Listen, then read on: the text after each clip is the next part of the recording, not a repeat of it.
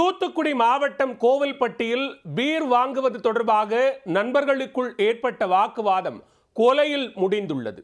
Painter கொலை வழக்கில் அவரது நண்பர் கைது செய்யப்பட்டுள்ளார்.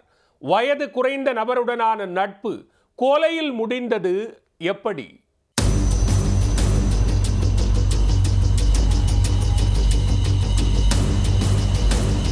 தூத்துக்குடி மாவட்டம் கோவில்பட்டி பாரதி நகரைச் சேர்ந்தவர் முத்துப்பாண்டி.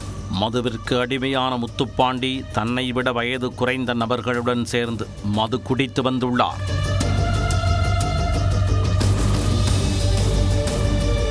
வெள்ளியன்று இரவு கோவில்பட்டி வீரவாஞ்சி நகரில் உள்ள தனது தாய் மாரியம்மாள் வீட்டிற்கு முத்துப்பாண்டி சென்றுள்ளார். பின்னர் முத்துப்பாண்டியும் அவரது நண்பர்கள் வீரவாஞ்சி நகர் 9வது தெருவைச் சேர்ந்த மணிகண்டன், கார்த்திக், முனியசாமி ஆகியோர் அங்குள்ள காட்டுப்பகுதிக்கு சென்று மது அருந்தி உள்ளனர்.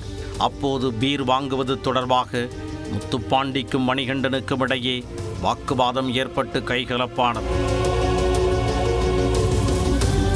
ஆத்திரமடைந்த முத்துப்பாண்டி பீர் பாட்டிலால் மணிகண்டனை தாக்கியிருக்கிறார்.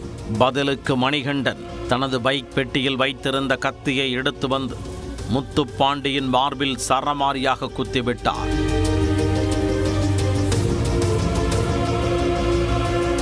இதில் இரத்த வெள்ளத்தில் சரிந்த முத்துப்பாண்டி சம்பவ இடத்திலேயே துடிதுடித்து இறந்து விட்டார்.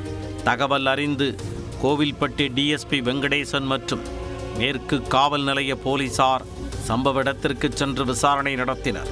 முத்துப்பாண்டியின் உடலை கைப்பற்றி கோவில்பட்டி அரசு மருத்துவமனைக்கு அனுப்பி வைத்தனர்.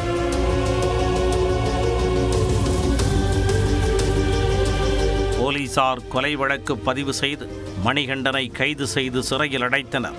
கொலை செய்யப்பட்ட முத்துப்பாண்டிக்கு ஜெயலட்சுமி என்ற மனைவியும் 20 வயதில் ஒரு மகளும் 18 வயதில் ஒரு மகனும் இருப்பது குறிப்பிடத்தக்கது.